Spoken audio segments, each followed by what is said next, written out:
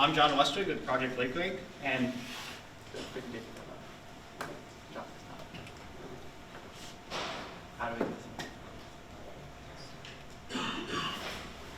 sorry about that. And let's meet the team. Over here we have Noah Davis, our PR guru, Ruben Rappaport, our design czar, and Rishi Verma, our tech whiz. Hydrilla verticillata is an invasive species that came to the United States in the 30s and 40s, and it came from aquarium enthusiasts. It can grow up to an inch per day, and it can turn a perfectly healthy lake into a monocultural swamp. Some states spend up to $30 million just to control it. Here we can see a map of the places where hydrilla has spread. It started in Florida and has spread up towards New York, and it's currently threatening to take over all of the Finger Lakes. The current method for solving the problem of hydrilla is to treat it with either herbicides or physical removal. And our job is to find the hydrilla such that these measures can be implemented in an efficient manner. The current method for doing this is called the lake rake, and it's recommended by the New York State Department of Environmental Conservation. And the reason that this is so important is on this invasion curve, if the lake proceeds past this line here and moves into section 3, that item is no longer feasible. We can no longer successfully remove hydrilla from a lake. Therefore, we need to prevent hydrilla from spreading. So the current method has pros and it has cons. First of all, it's easy to construct. It's simply 2 garden rakes duct taped together. And it's relatively cheap. You can buy it from a hardware store. However, this method risks possible propagation of the species hydrilla, and it's very dangerous to have this sort of dangerous contraption on a boat. And furthermore, it provides unreliable sampling. We can't trust that the amount of hydrilla or amount of aquatic plants we get on any given sample is correct.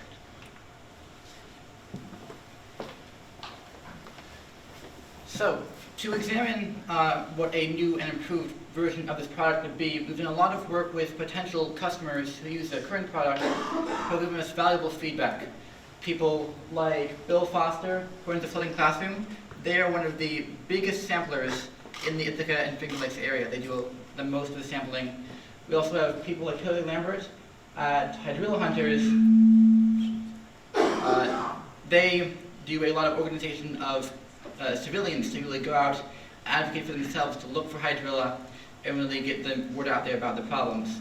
And of course, James Boziak and Robert Johnson are people at Cornell Crop Extension who do a wonderful job of sampling the lake and running the hydrilla programs here to help prevent spread. So we asked these people for feedback, and we sent out a survey to them to find out what the most important qualities in an improved lake would be. Now, these results are in our business plan if you want to take a closer look at them, but the output of it is that the most important thing is that the accuracy of the data be utterly strong. Secondary to that is that it be easy to use and that it have a very low risk of propagating the hydrilla further. So, based off of these results, we constructed, or rather we identified, 2 primary areas for improving the current lake rake. Now, the lake rake functions by throwing it out into the lake and then dragging it back along the bottom by the attached rope. And so there are 2 main sides to this. There's the boat side, which is the mechanism that throws out in the first place, and on that side we can improve the firing mechanism to throw it at a standardized distance instead of having a person hand toss it every time. And we can improve the drawback mechanism so that it can be pulled back at a constant speed instead of bouncing up and down and being pushed through rocks as it does currently. This would greatly reduce the loss of plant material. On the rake side, we intend to modify the rake itself. This would involve something along the lines of extending the tines or possibly adding cross-hatching so as to reduce loss of plant material, reduce bouncing, and just generally improve its behavior in the water.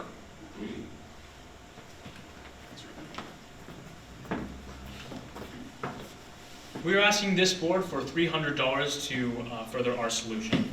About $150 of that is going to be allocated toward the development and implementation of our boat-side solution, which would include, as Ruben mentioned, a firing and drawback mechanism.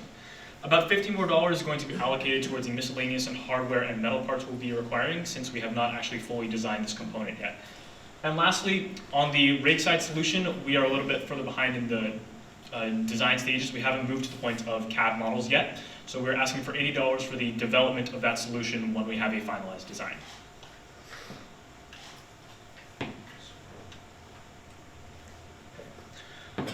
Thank you for your time. You should make sure to check out our website at eddlakerake.weebly.com, and we can now take your questions.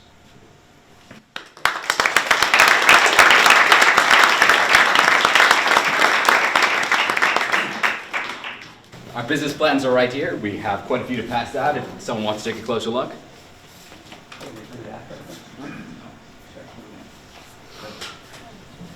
Tim, do you want to start? Sure. I guess, what got you moving in this direction? What got you to take this kind of project on? Yeah, so this summer I worked aboard the floating classroom. Bill Foster runs that, and it's on Cuba Lake, helping to teach people about the lake, aquatic plants, and it also does a lot of hydrilla sampling. So I identified some problems with the current lake rake when I was using it repeatedly.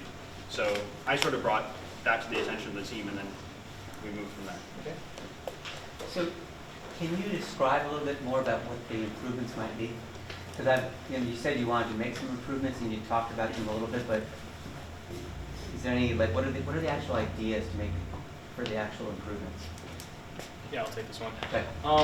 So the couple different areas we've identified for improvement come directly from our survey results. So specifically with regard to the accuracy of data collected, people have problems with the lake not being able to collect data across the entirety of its drag because the lake would fill up. They also have problems where the lake rake will drop the plants that it has already collected. So some of our solutions with that, our brainstorm solutions for that included a deployment net around the lake a deployment net around the rake such that it can't drop this material and then could therefore collect even more across the entire drag. Also improving the length of the tines, making it actually a customized lake rake that you might not be able to buy at the store, but a customized hydrilla lake rake with longer tines that are actually curved such that you won't be dropping any plants. But again, we're still in the concept phase with that. Question for the marketing guru. Who's talking about the marketing guru? What's your plan for pitching this to folks who have no idea about the issue, nor an idea that there can be a better approach to this other than just taking two rakes together? Yes, well, a lot of people who we've talked to are having trouble with the solution already. So everyone who uses this recognizes some flaw in the design, whether it being having to throw this. The standard furnace is about 50 plus feet. Most people who we've talked to cannot do this. So there are already a couple issues that they've recognized. As far as getting the word out there in general about hydrilla, we've been working closely with groups like Hydrilla Hunters, who that's their main job, to get the word out. So we've been working with them a lot to really talk about the problem and how we can help solve it in many different ways. Along the same lines, then, who do you see as your customers?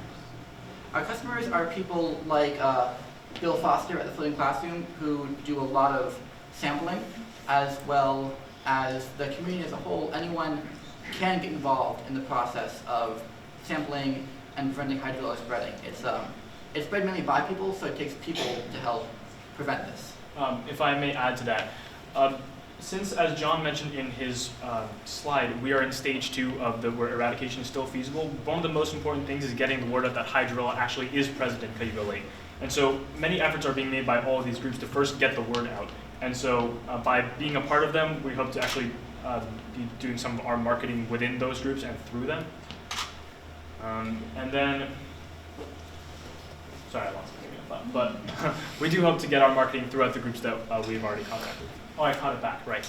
Secondly, the people who already know about hydrilla, homeowners, mostly know about this through their own property on the lake. Hydrilla gets tangled in boat rotors a lot of the time, and it's a big problem for fishing. So those are the other people that we could reach out to if our product becomes available such that it's adaptable to everyone, which is our eventual goal, then we could market it out to those people as well. So they could actually use it to get rid of the hydrilla, or just to test whether they had the problem? Primarily, this would be used to test for hydrilla, and then that could be used to contact the New York State Department of Environmental Conservation. Okay. And one quick one, in your survey, is this the only type of tool that's being used currently Yes. all over the country? All over the country. It's a nationwide problem, but this is the only solution for this that anyone's developed as far as we know. We've reached out to quite a lot of groups. We've talked to people who are involved in hydrilla hunting, large organizations, and no one's using anything but this. Great, thanks a lot. Thank you. Thank you.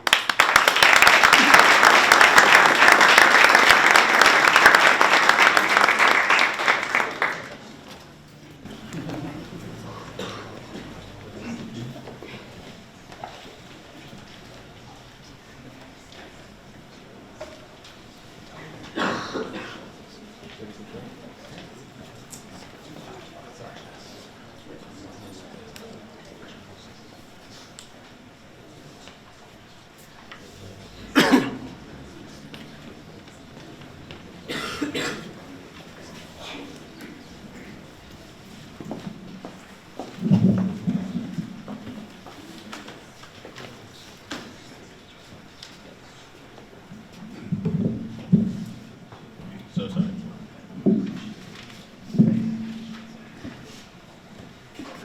So, good evening, ladies and gentlemen. We are MediMove. My name is Alex Bergman. I'm the director of this project. I basically do the marketing and the presentation skills of this side, as well as getting in contact with other people. I'm Patrick Skosky. I'm the business manager. I've got great people skills. Mr. Briegel can attest to my personability. I'm great with math, planning, and strategizing. My name is Tommy Stroderman. I'm in charge of design and engineering, and I do a lot of the drawing and the CAD, as well as try and keep these two goons on topic. And I have a life-threatening nut allergy. And a couple years ago, I was in Chicago with my dad, and we were out at a restaurant. And I decided to get a bag of chips. Little did I know, the bag of chips had chips cooked in peanut oil. And so there I was, and I did not have my auto injector with me, which is a handy little tool which saves your life in these situations. And it was back in my hotel room. And luckily, we made it back in time. But this is a real problem that affects a lot of people with allergies like me. All right, so what the problem is anaphylactic shock. And this is something that Tommy would have went in and has experienced multiple times, where the peanut protein, or the protein in a peanut, actually causes this shock that can cause chest discomfort, as well as inflation in the face and ears and hands. It can happen anywhere and any time, as well as be life-threatening. So where we're going with this is based off of our survey. First off, we started with how many people have to carry a medical device with them every day. Off this survey, we got the people who don't have this allergy at all, and we took their results out of the data, but it's represented as the no column. After that, we said how many people forget to bring their device. And when we first looked at the data, we said, well, there are some people that do forget to bring it on a weekly basis, as well as many that do not have to, or that always bring it on them. Now, where the data gets interesting is on the next slide, with if they've wanted to basically have a more accessible, more reliant way of having this product with them every day. And 70% of them said, yes, I have felt this way. And this is where the data really struck us as positive, because we know that we have a market for this.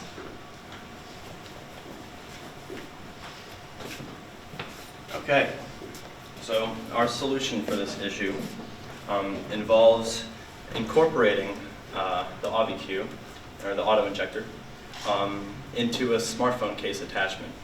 Because from our survey results, we found that 90% of people we surveyed do not leave their smartphones at home when they leave home every day. So we thought that that would be a great way to not only eliminate the problem of it being cumbersome and difficult to carry, but it would also eliminate the problem of it being forgotten and putting people's life in danger. So, but our design does not only incorporate it into the attachment. Our design also contains a mechanism to let it be used right from the phone, which eliminates some of the time fumbling around for the AutoQ. You just pull out your phone and you can press a button or something, and you can use your phone to inject yourself. So it saves time, And we're also planning on adding a sensor that triggers an emergency 911 call when the device is in use, which can help save the patient's life, potentially.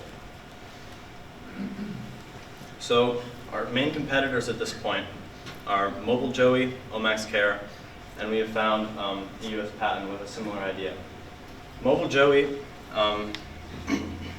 is a company that has a product that simply harbors the AUDI cue.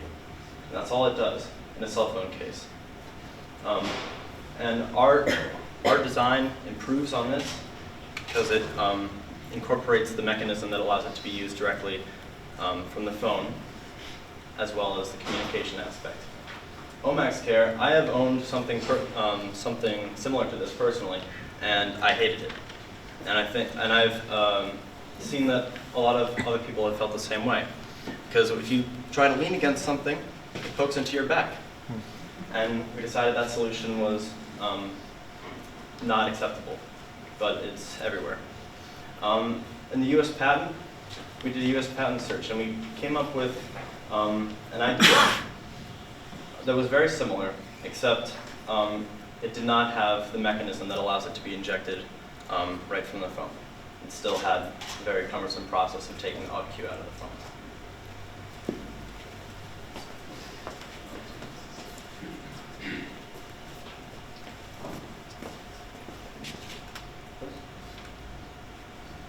Last year, approximately 528,000 AUDI cues were sold. We got that by taking the cost, roughly $120 per AUDI cue, and looking at the $63 million in sales. And I guess more market research on this proved to show that it's a growing, anaphylactic shock and allergies are a growing problem. From 1997 to 2011, there's a 50% increase in people with food allergies alone. And so where we kind of want to take this in the long-term process of our plan is initially the stereolithography process, which is you make a mold of a part and then subsequently make parts from that mold. And it's got a fairly high initial cost, but the cost per part is about $100. In the very long-term run, we would hope to take it to an injection molding process, which has an even higher initial cost, but then a very little cost per part. For the next steps within the scope of the class, however, we've decided that we can do a simple 3D prototyping process within the high school with our own 3D printer, but the cost per cartridge is about $49. So to have 2 different materials in 2 different colors, we estimate about $200 for that. And for anything that the final design might include, such as clamps, springs, a slide mechanism, we've estimated about $100. In conclusion, we are asking this board for $300 to help us get us started with the final prototype.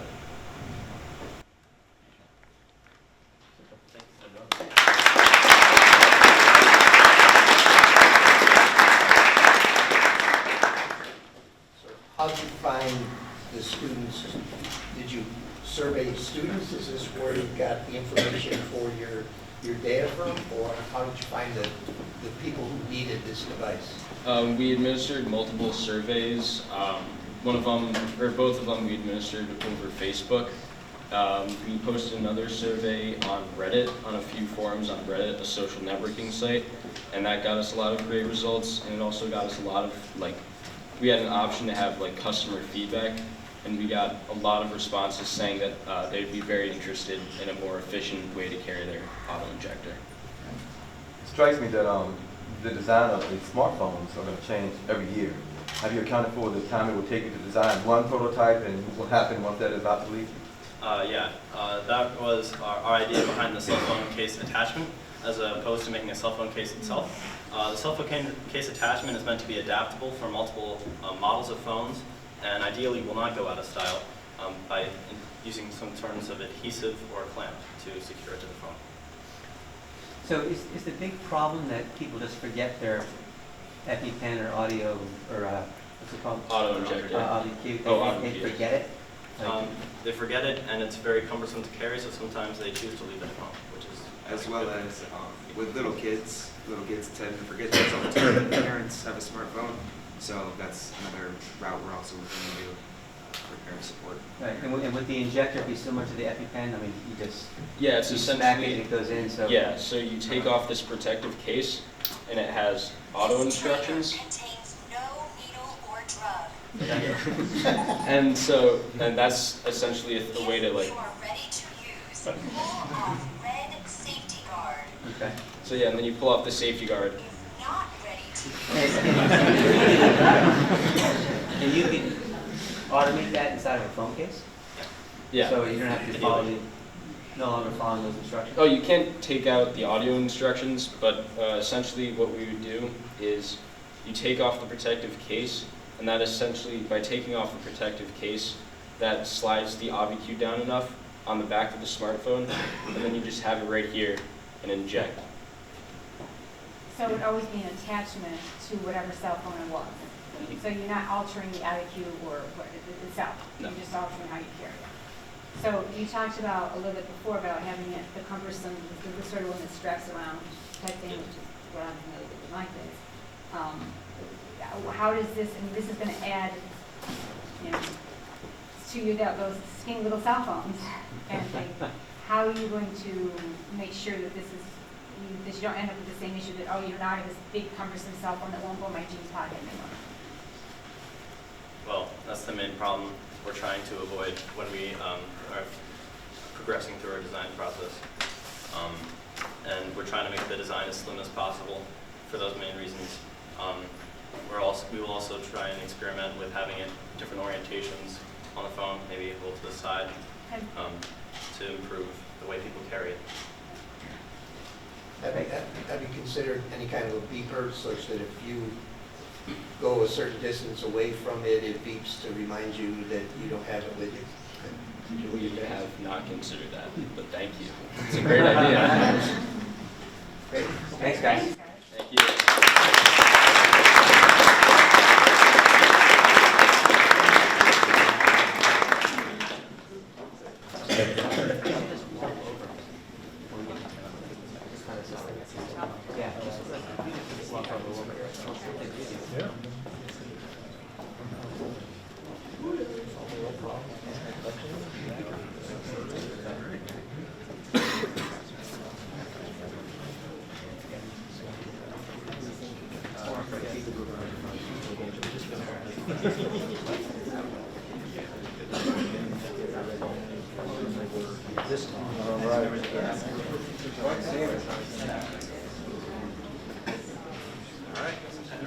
Hello, my name is Cameron Burbank, and I'm the CEO here at the Plug Saver.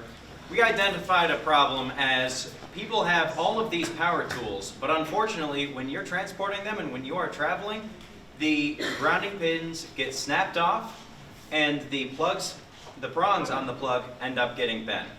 This can not only render the cord ineffective, but it can also be a hazard, a safety hazard, as you can get static charge built up in the tool when you do not have the grounding pin in place. Though this tool will still work, that static charge can end up going through your body. As I said, my name is Cameron Burbank. I'm the CEO here at the Plug Saver and the head of the project. Hello, my name is Neil Mickelson. I'm the CTO here at the Plug Saver. I'm on Code Red, which is the robotics team at the high school. I use a lot of tools at home. The other day, I went out to my garage, and the prongs of my air compressor were bent, and the grounding pin was nowhere to be found. Hi, my name is Kevin Tien. I'm also on Code Red. I'm the CMO here at the Plug Saver, and I've done a lot of the website work and CAD design. Hi, my name's Steele Steffi. I'm the COO here at the Plug Saver. My dad's a private contractor. One of the problems he runs into quite frequently is the bent and broken prongs on his power tools. So I'm here to try and help him out and save him a couple fines. Special thanks to our mentors. We've had a lot of help through this, and also a very happy birthday to Brad Treat, who has come here on his own time. This is the solution we came up with. It is a single piece of dense rubber that will allow us to cover up the prongs when not in use. So you can see you've got the head there, and then you also have the indents into which the prongs slide into when you are covering up your plug. We also have the section that we call the tail. Through our customer feedback, a whole bunch of our customers said that it was very important that you do not have the problem of losing this when it's not in use and when the prongs are actually plugged in and the tool is in use. This is the loop that we came up with to be able to attach it. It will allow us to attach to any cord and wrap up and attach during in use and dangle off when not. Got a few competitors. The male plug replacements are one of the big ones there, as when you do snap off a grounding pin, all you have to do is replace it. Unfortunately, it's not that easy. I did it 2 days ago, and it took me 15 minutes to about a half hour. Rechargeable tools are another thing that we're often seeing these days, but unfortunately, those don't have a high enough amperage for many contractors, and for items such as table saws, you still end up with these corded tools. The biggest thing that we heard from our customers is bending them back into place. This can only be done a finite amount of times, though, before you see the prong snapping off. First in tech department history, we have filed a provisional patent that will help us to protect our property. There are 10.3 million independent contractors in the US. That's a lot of plugs to be protected. Theater and lighting, that's another area that we've looked at. Mobile DJs, they all have these very large pieces of equipment with these cords dangling off. They put them in the back of their truck, they get bounced around, and they crack those prongs right off. Customer feedback. We issued a survey, got about 40 respondents, and 80% of them said that they would buy this product. 54% of them said that they would pay $1 to $2 for this product, and 34% of them say that they have greater than 20 tools. These are our next steps. We are going to be creating an initial prototype. We also are looking to, with the help of a professional, have a patent search, though we have done our preliminary one. Also, we are looking to make a final product of injection molding, using injection molding, and the mold there is going to cost us about $5,500. So what we are asking from you is $870. That will help us with our initial prototyping, our provisional patent search with a professional's help, and a rapid production final product to allow us to market our product. Any questions?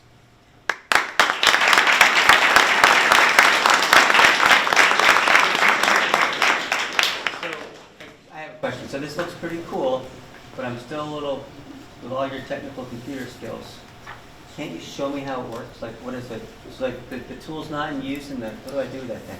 Sure. What I do actually have in my pocket is a quick prototype that we mocked up. Okay. What this is going to be, similar to how this is it will actually cover up the prong end, and this will loop around the back just behind the plug. When not in use, it simply dangles. When you're ready to use it, simply plug it in over the prongs. It just covers the prongs. Just covers the prongs. As soon as force is applied to it, it just transfers straight through into the ground below it. When it's stepped on, when it's run over by a car, or when it bounces around. So the head part is kind of solidish? The head part is a solid piece of dense rubber, similar to what you would expect to find on a female power cord coming out for an extension cord. Right. So you connect these to your tools before you have the problem. Correct. So it would always be there available to you should it happen. Yes. Kind of like a drill chuck or something. Yep, just like a drill truck key. It hangs there, it's always there, and you do use it because of that. I'm sorry. Any idea what it would cost to make it in volume? Neil, let you take that one. Well, with some preliminary research, after the initial cost of the injection mold, it would be between 10 and 50 cents to create each individual part. And then we would market it for between $1 and $3 each. and just let Lowe's sell $1 trillion of them. Correct. That's the idea. To get to that 10 to 50 cents, you're talking about millions. Yes. Yeah. So every stocking stuffer dream. That's right. I like it. Absolutely. Great. Yeah. We good in time? Good. Okay.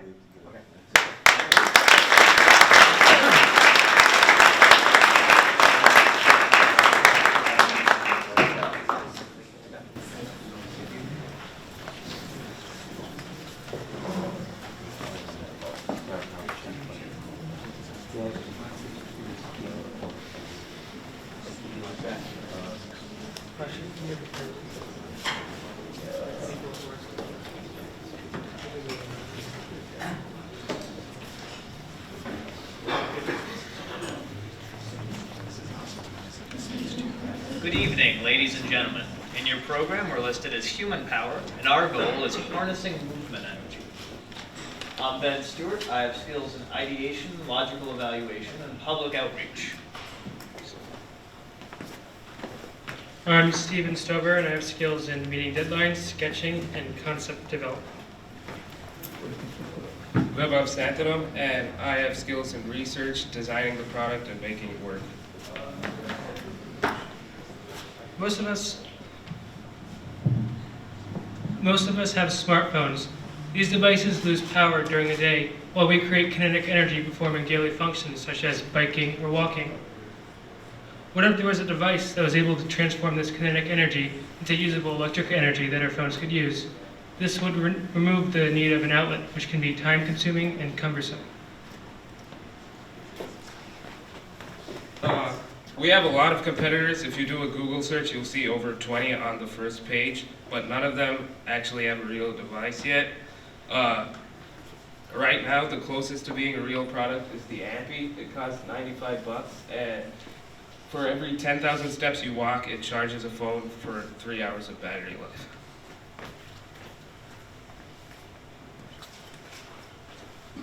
We created our survey on SurveyMonkey and posted it on Reddit and gained a significant amount of replies. As you can see, for all the people who had problems with their phone, a large majority had their battery during the day. In fact, it's a little under 60%. 72%, around 72% would be interested in a device like this, and the rest did not.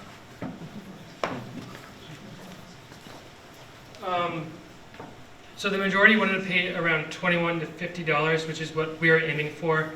We're aiming to sell for around $50. This is undercutting our competitors. The Ampy, which was mentioned before, is sold for $95.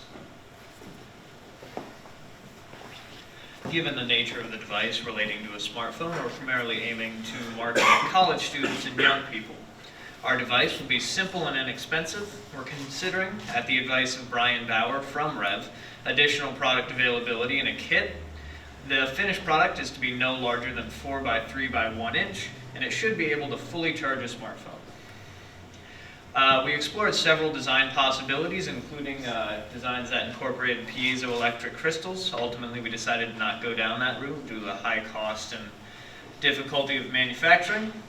We're currently exploring designs that utilize permanent magnet generators, such as a flywheel system or a rack and gear system.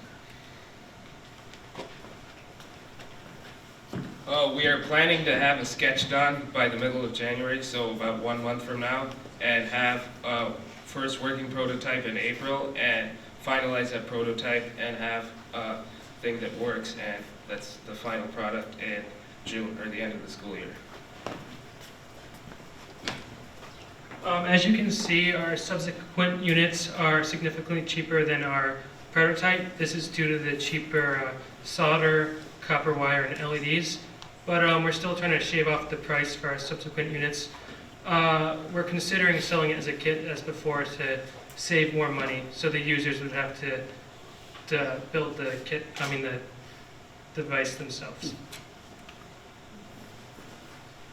For the building and testing of several generations of these prototypes, we're asking for $200. Thank you for your consideration.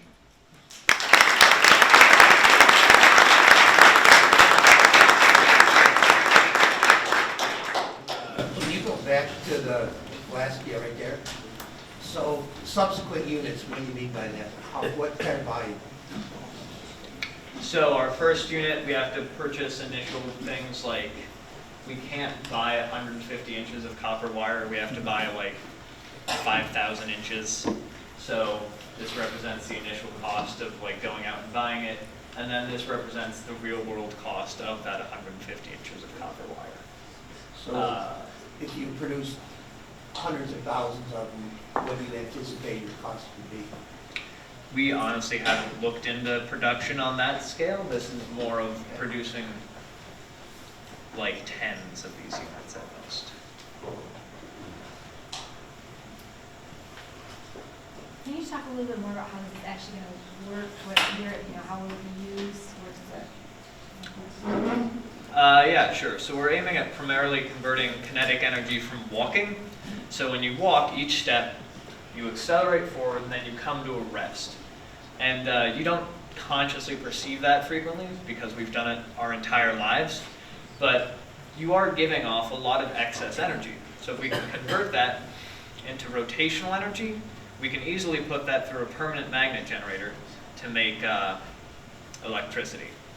And so we're still exploring the exact physical mechanism that we're going to use to achieve that, but we have looked into a couple options. So you got the ampy, which exists, right? Yes. So you're basically trying to make a better ampy? Is that? We're trying to make a cheaper ampy. Yep. As we said earlier, the product's $95. And yeah, I enjoy my phone, but I'm not going to pay $95 for a device that charges up my phone while I go for a walk. Okay. It's from the judges. You can ask later too. Okay. Great. Thanks, guys.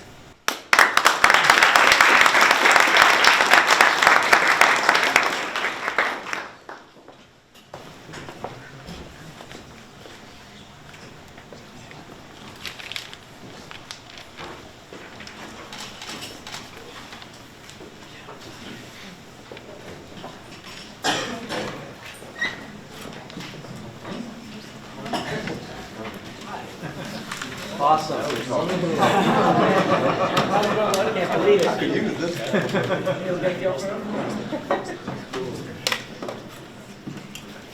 Is it fire? No, they're not. We're not.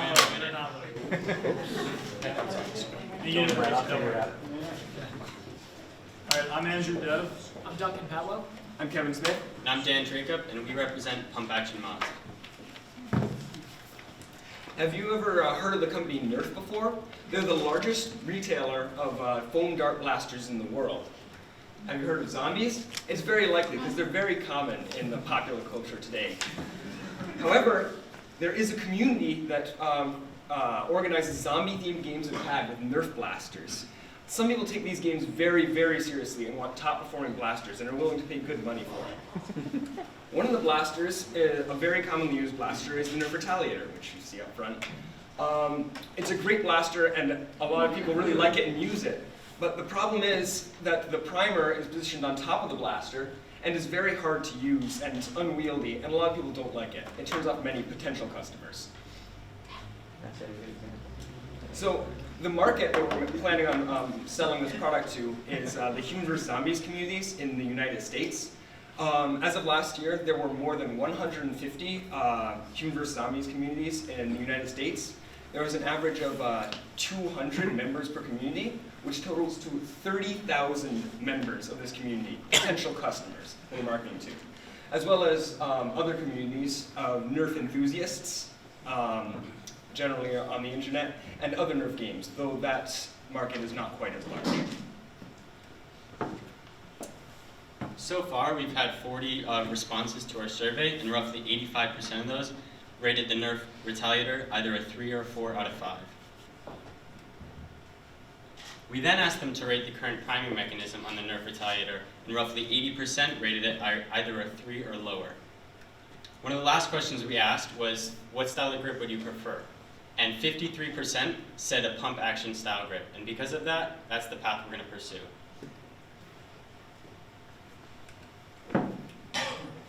So after we sent out the surveys, we interviewed one of the active members of Human vs. Zombies at the college, Ithaca College, up on the hill. He was very helpful. He confirmed the problem not only for him, but also for many other people in the community. He agreed that they found there was a problem and it needed to be solved.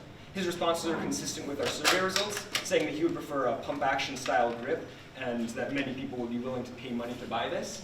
And he brought up a very important point that many people aren't willing to take apart their blaster or do anything very intensive to change it. So we should probably create something that is simple for college students to buy and install without much previous knowledge as to Nerf. So as of right now, there are a few solutions that exist. The closest to an official product that Nerf has actually released is the blaster, the Rampage. It does use a bottom priming grip that you can hold down here and prime. However, it uses a clip that feeds into the side of the blaster, which makes it a little unwieldy, and it tends to tip, and people don't like this as much as the Retaliator. There is a solution that exists for the Retaliator, which is similar to what we're doing, which is a kit that people can buy and clip onto the outside of the blaster to prime from the bottom. The main issue is that it is produced in Singapore, and it costs $50 to ship to the US. And this is way too expensive for the college students who will be buying this for one of their hobbies. So we plan on creating something that they can buy from the United States that costs much less. One of the respondents to the survey stated, "I do not live in Singapore and I am lazy. Convenience is worth its weight in gold." And that is the people who we are marketing to.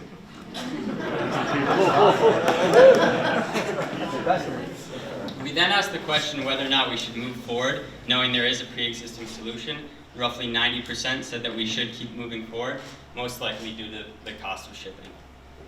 I spent several hours researching patents. The one on the left is an integrated lock that helps increase the accuracy of the blaster, and the one on the right is a blaster that focuses on operating through pneumatics. Fortunately for us, there are no patents that focus on the problem that we're targeting, and because of that, we can move on knowing that there's going to be no legal issues. From the responses we received, we made a list of order of importance of product features. The top represents high priority, and the bottom represents low priority. At the top, you'll see things like reliability and the fact that the modification actually leads to increased accuracy. At the bottom is shipping time and also comfort. One thing that we did notice is that price is close to the bottom, showing us that these Human vs. Zombies enthusiasts are willing to pay a fair price for a modification that actually does work. So using these constraints, using these specifications, we created constraints for our final product. We decided that it would have to be a bottom primer so that they can attach to the bottom of the blaster and prime from there rather than the top. Our next constraint was that it had to be a simple external modification kit that anybody could easily buy and clip onto their blaster without much previous knowledge. This is very important. We decided that we would have to sell it for $11 to $20, though we're planning on selling it for around $20 to make reasonable profits. Many people agreed that they would be willing to buy our product for this price. And finally, while the scope of this class is mostly to make a prototype and be ready to go into final production, since this is a real problem and people are willing to pay money to buy our product, we plan on going into a larger scale production so people can buy this and we can actually begin sending them out to the colleges and communities. So with all these constraints, we find that the amount of money that we would need to create the product and fund our project is $250.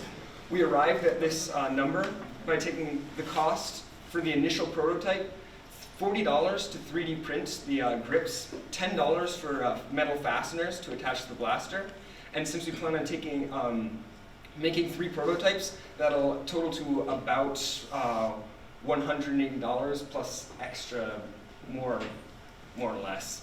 And then we also plan on going into the further larger scale production, so it would be great to have extra money that we can put into that and make this a real thing that we can market to people. Thank you very much.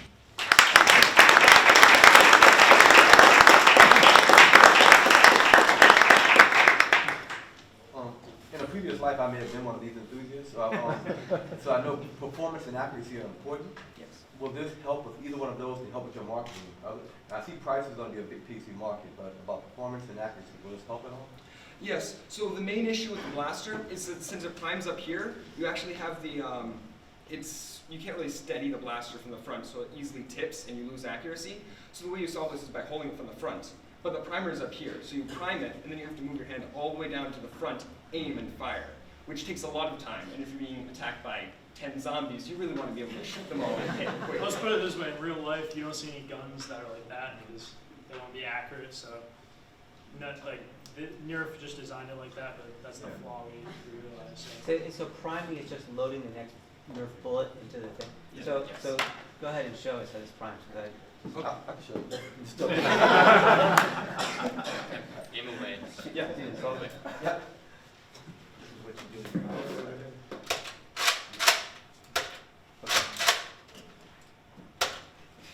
And yours you want to do from the Yes, so you could prime it by sliding this back and then forward. Not this, but something that would clip onto the bottom, so you could prime it like that, and then aim without having to move your hand back and forth. Gotcha. You said you did a survey and you got 40 responses. How did you, what kind of students are you reaching or people are you reaching, or how did you accomplish this? So we sent out the survey to multiple Human vs. Zombies Facebook groups. We sent it to the Ithaca College, RIT, Clarkson, Penn State, and the Zombies Awareness Facebook profile for many people who would take part in this game.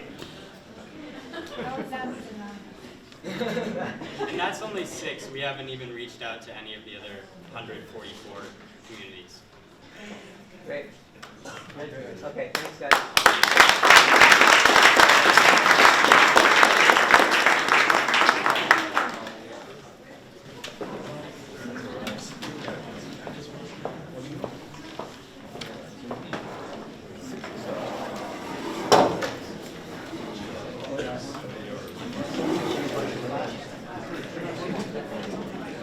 Full cycle. Yeah. Oh wait. Here we go.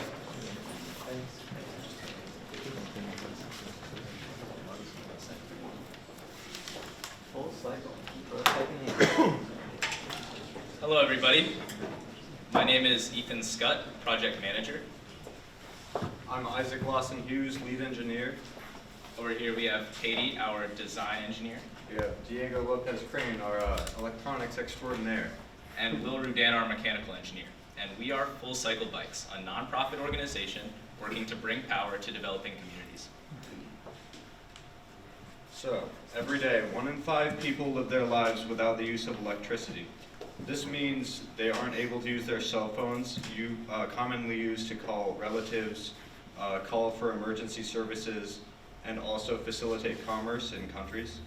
And also, electric lights aren't able to be used, so that means that kids can't do their homework at night, and families are often forced to buy more expensive and potentially dangerous sources of light, such as kerosene lamps. So, how do we solve this problem?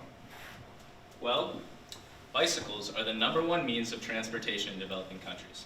So, we are developing a product that will adapt to the bicycles already present in these countries for them to turn a generator, produce power, and then use this power for the tasks we mentioned, powering cell phones, charging lights, and powering other small appliances.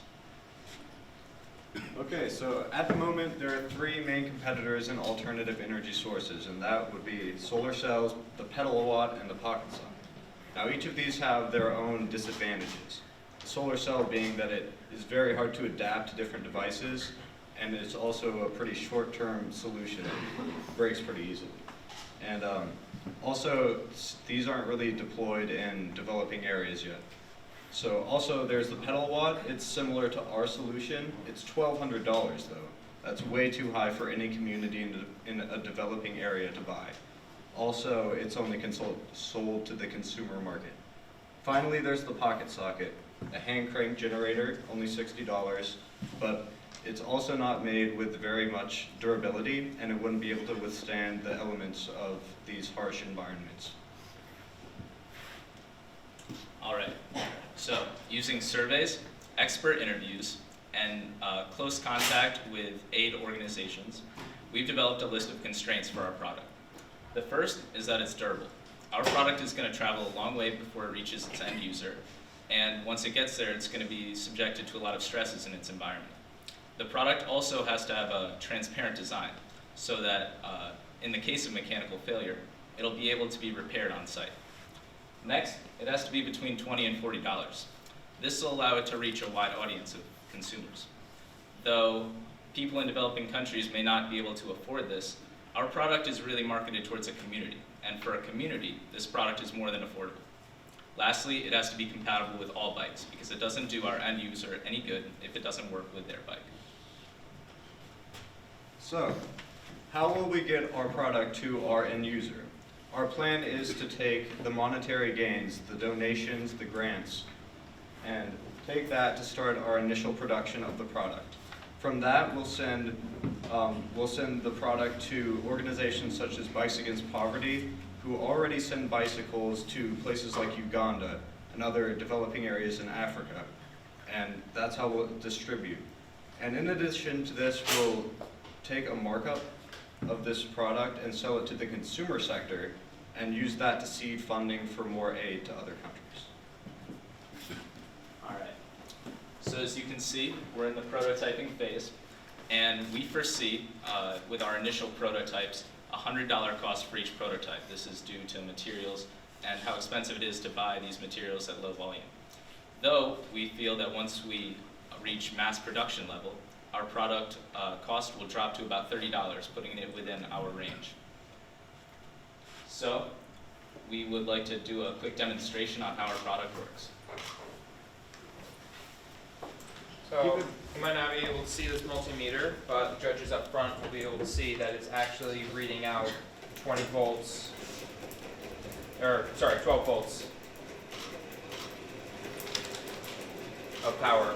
And this is very rudimentary in our prototype, so when we actually get more advanced, we'll be able to create power more efficiently. So this is our initial prototype, and we asked for $200 to create an initial prototype like this, but more advanced, distribute this for testing, and then using the testing and customer feedback, we will create a new and improved model that we will actually send to Uganda through our contact with Bicycles Against Poverty. And that way, when they send out their shipment of bikes, they're not just shipping out transportation, they're shipping out clean, sustainable power. Thank you very much.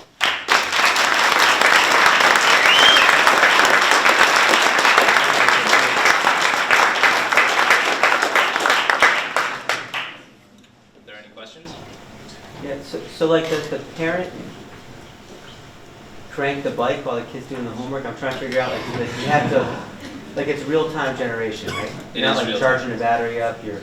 Yeah, it will be compatible with batteries, but we're not going to send batteries along with it because of the high efficiency loss with batteries and how they're heavy and kind of dangerous to ship. Are there any solutions where you could actually mount the generator like under the seat, so it hit the wheel and you can actually charge a battery on the bike as you're driving around town? I'm just having difficulty picturing a parent or somebody just like being a designated power generator, like in one spot. So one of our ideas is that this is a community tool. This is what powers a small village during the night to create power. And one of our ideas to make this cheaper is to use alternators and batteries paired in cars from junkyards. They can be easily adapted to make energy in these countries, and that would allow you to pedal during the day and then charge lights at night. So. Yeah. One idea that we had is basically to have a standard port that you could later plug in a battery that would be acquired through other means into it, but directly our product alone would only charge small appliances. Whose idea was the not-for-profit? And how'd you come upon that? I think that's brilliant. Well, it's all our idea. We feel that we want to make a difference with our project here today, and by being a not-for-profit, we can provide these things at cost to aid organizations and make the biggest impact as possible. Okay. You good? Okay.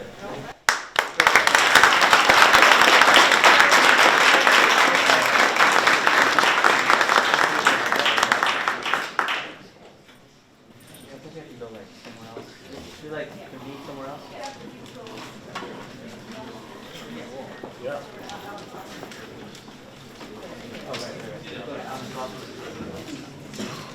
All right, students, you can take a deep breath.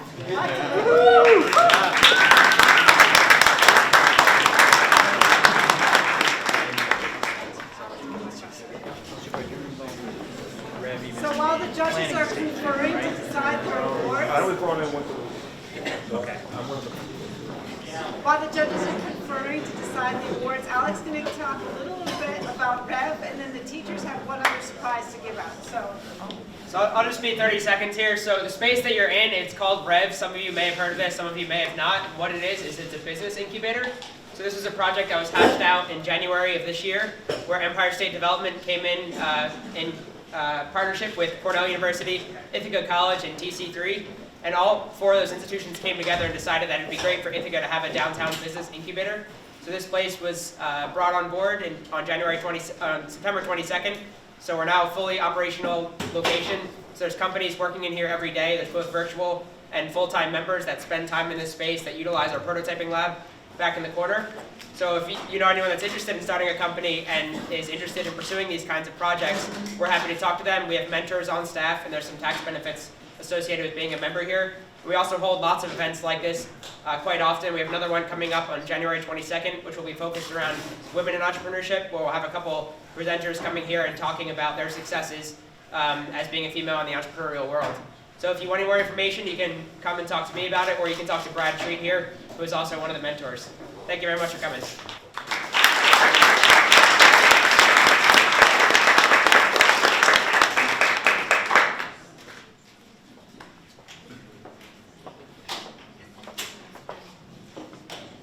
All right, first off, I want to thank Hila Burbank because tonight would not have been possible without her, wherever she went.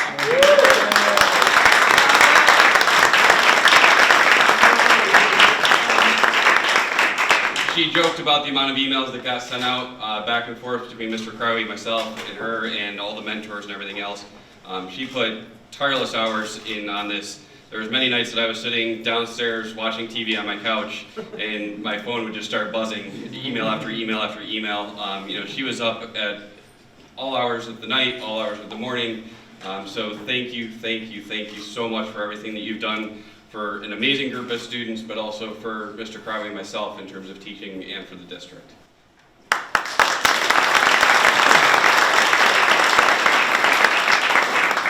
All right, we do have a kind of special surprise for some of the students in terms of the students that we've identified as kind of some of the student leaders within the course, and students who are planning on possibly going into business. We're really developing this whole entrepreneurship program in and of themselves. And Ms. Burbank was able to get a copy of the book from Zappos as far as how they founded their company and the development strategies that they took to get to where they are currently. So the first recipient that we would like to give this to is Tommy.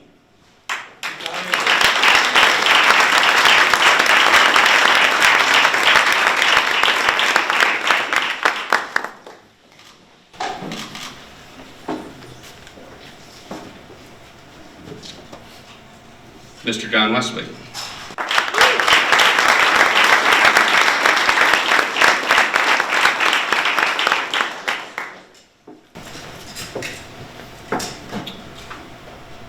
Mr. Ethan Scott.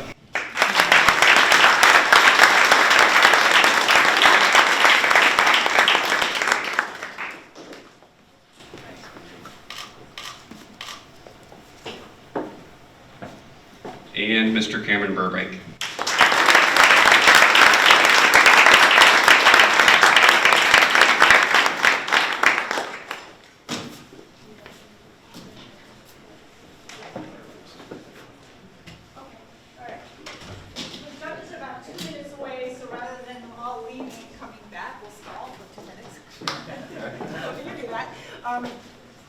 So Ithaca STEM, I'm president of Ithaca STEM, and one of the things that we like, that our mission is to advocate for the students, but also to collaborate. So students, if you learned nothing else, although I hope you learned some things, you definitely learned some public speaking skills here. But the thing that I hope that you take away from this experience is collaboration. And that you can't design, well you can, but it's not as good to design in a vacuum.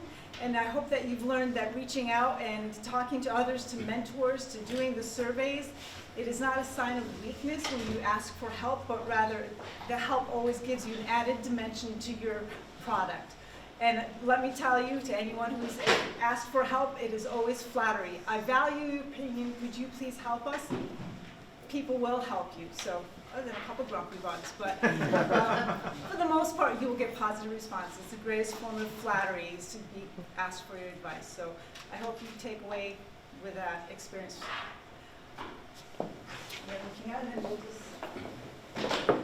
The only other thing that I'll say is that tonight also wouldn't have been possible. Part of Hila's other position that she really helps out with beyond the entrepreneurship is she's also the president for Ithaca STEM. And it's, you know, because of that organization that we're partly here, and also a big thank you to IPEI and all of their support through allowing Ithaca STEM to be an umbrella organization and gain access to the 501c3 status with them, because that's how we're able to obtain some of the donations and stuff from corporations, companies, and even family members. So thank you.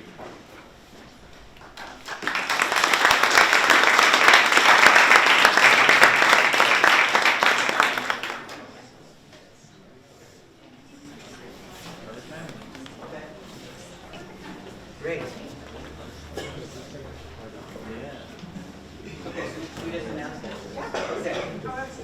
Okay, so we're feeling kind of benevolent, which is nice. Not like what I normally do, my DC hat on. So here's what we did. We divvied up all the 1750. Okay. We don't have a pure winner because that's not really appropriate for this. So in no particular order. So we actually gave some companies more than they asked for. Imagine that. So pump action gets 270.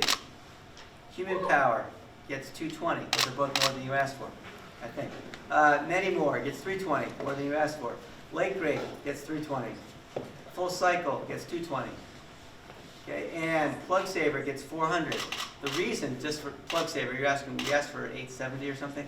The reason why is because we can definitely find a patent lawyer to help you with that cost. So that I'm pretty confident about. So we took out the patent lawyer cost. Okay, so we gave you the extra. Okay, so that's what we did, equals 1750. We were pretty impressed with the projects, and good job. Great job.